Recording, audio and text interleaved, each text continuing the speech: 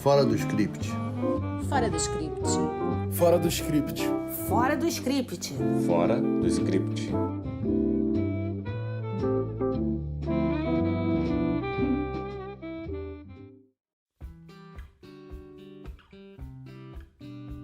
Olá, sejam bem-vindos a mais um episódio do Fora do Script Podcast. E como estamos em dezembro, mês do Natal e do encerramento do ano, resolvemos trazer para vocês algo leve, algo para aquecer o coração, mas que nem por isso é uma platitude.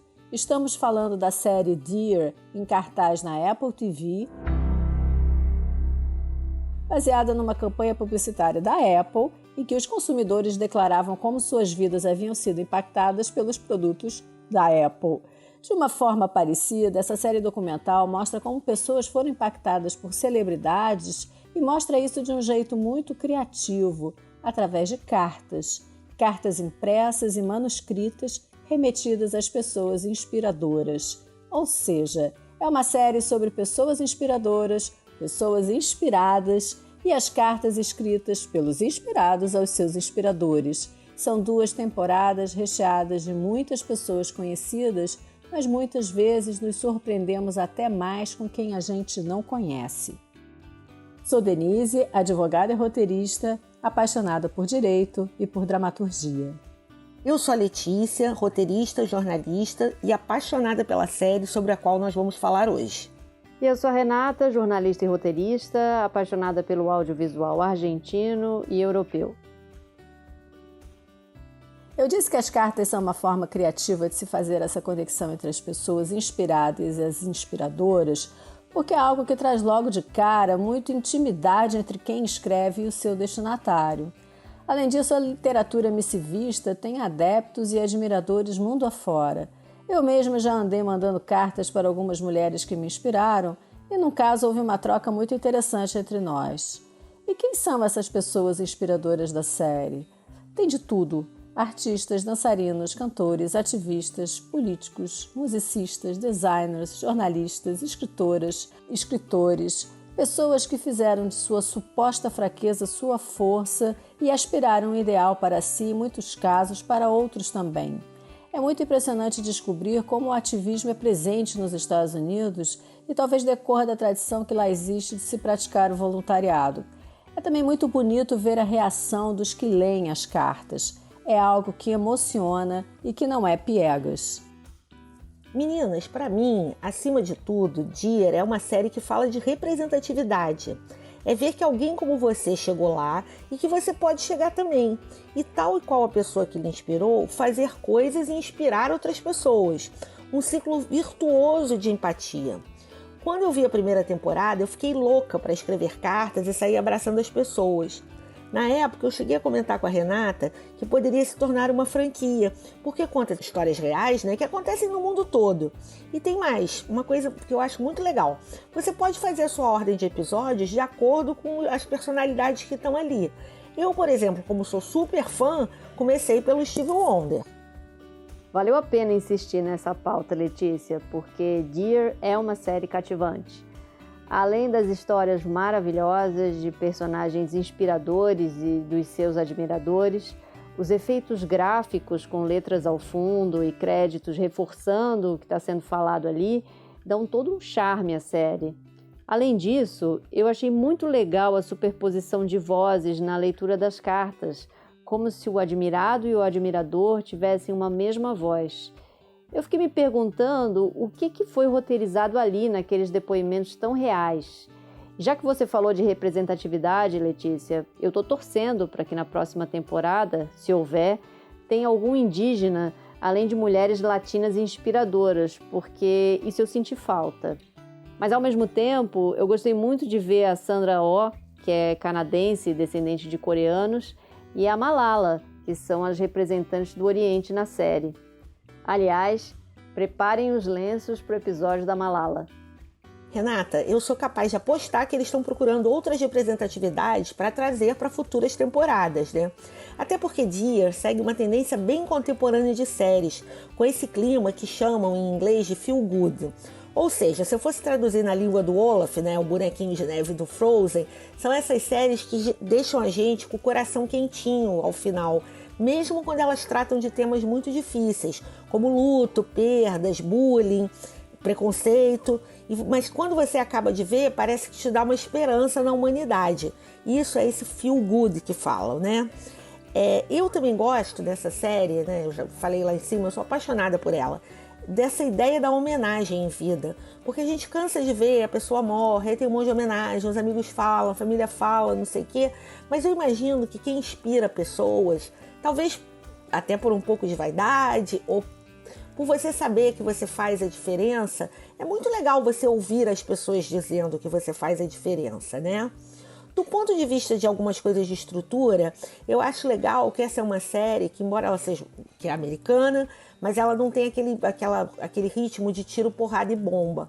Ela é uma série que ela trabalha com o silêncio, para que primeiro para que o espectador, né, ele entenda, ele respire, ele possa suspirar e até secar as lágrimas, né?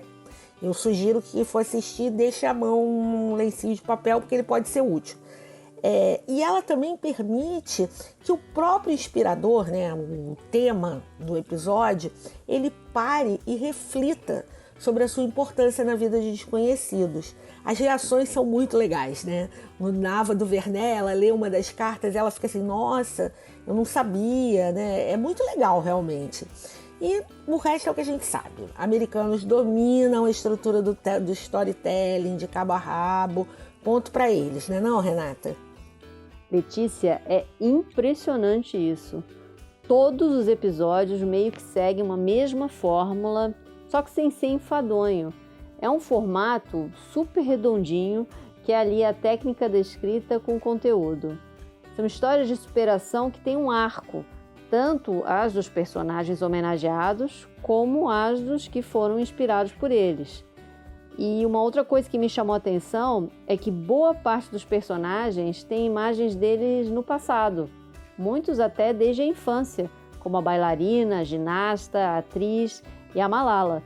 Eu fiquei imaginando se naquele tempo elas tinham alguma noção do que elas se tornariam, né? Da dimensão que elas tomaram nisso tudo, não é, Denise?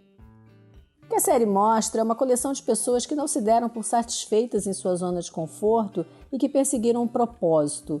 Nem sempre se propunham a fazer algo extraordinário, mas todas tinham um propósito na vida e a determinação de que nada, nem ninguém, as tirariam do caminho a que se propunham seguir. São histórias profundamente humanas, de quem não estava pensando apenas em si, de pessoas que superaram obstáculos, que trilharam caminhos inéditos, que abriram portas para os outros, que não se deixaram abater pela primeira dificuldade.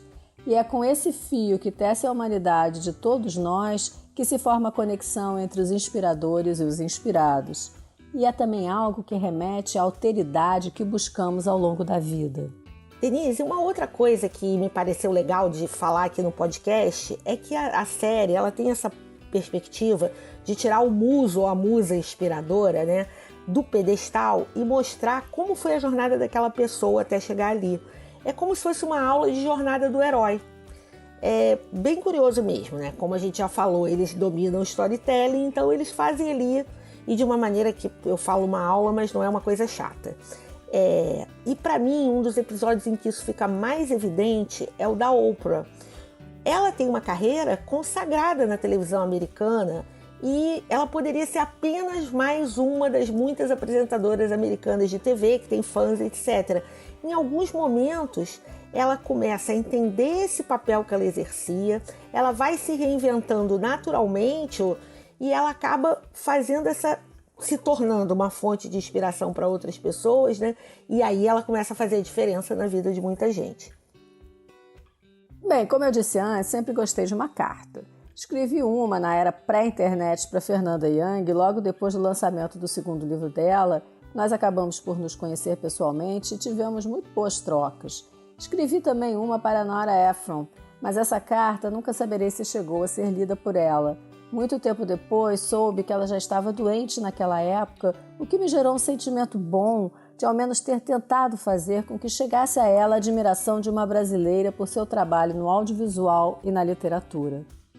Vamos para a sessão Cena Marcante, que dessa vez será episódio marcante. O que vocês destacam?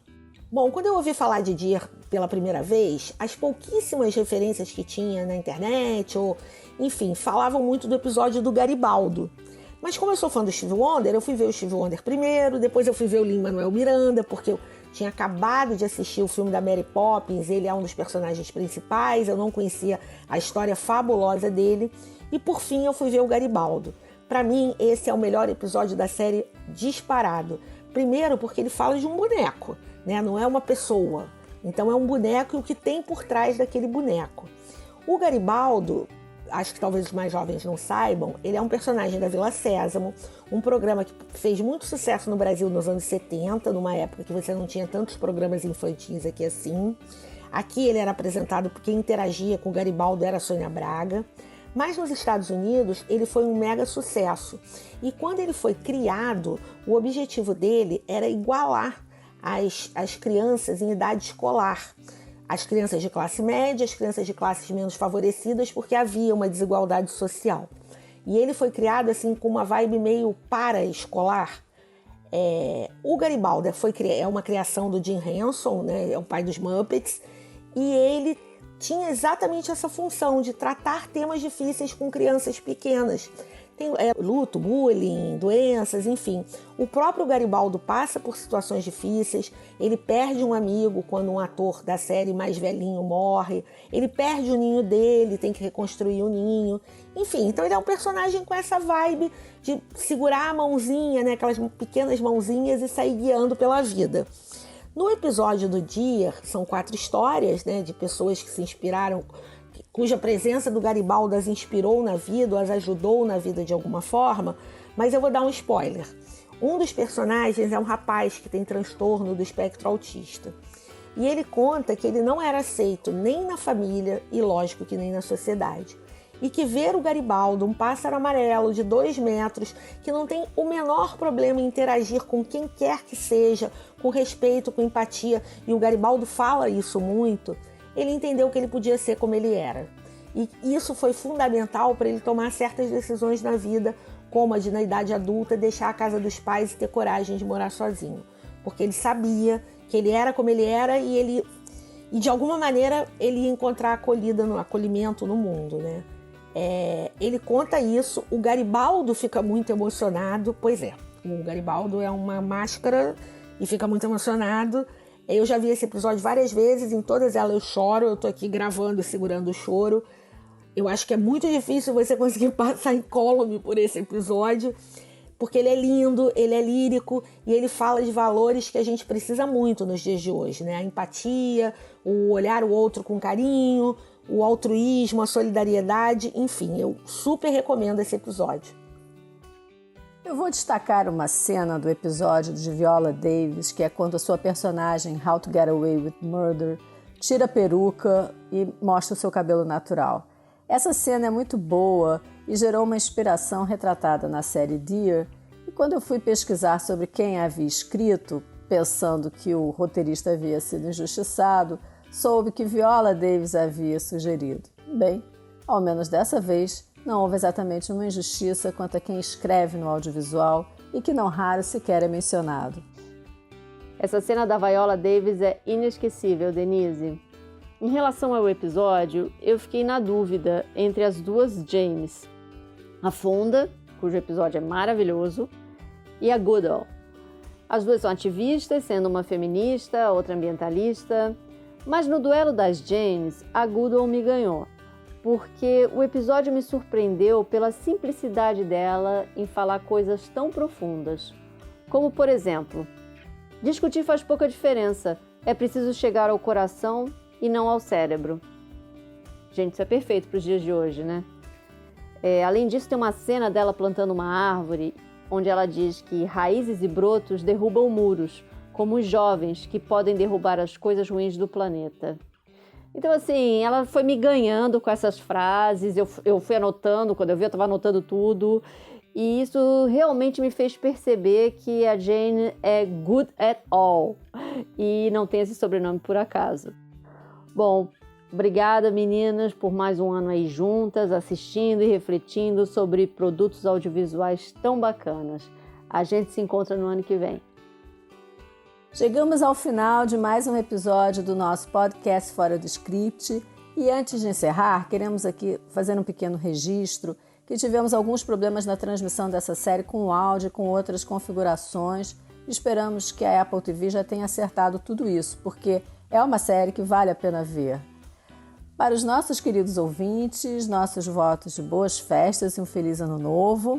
E no próximo episódio traremos outra boa surpresa para vocês. Até ano que vem, pessoal! Fora do script. Fora do script. Fora do script. Fora do script. Fora do script.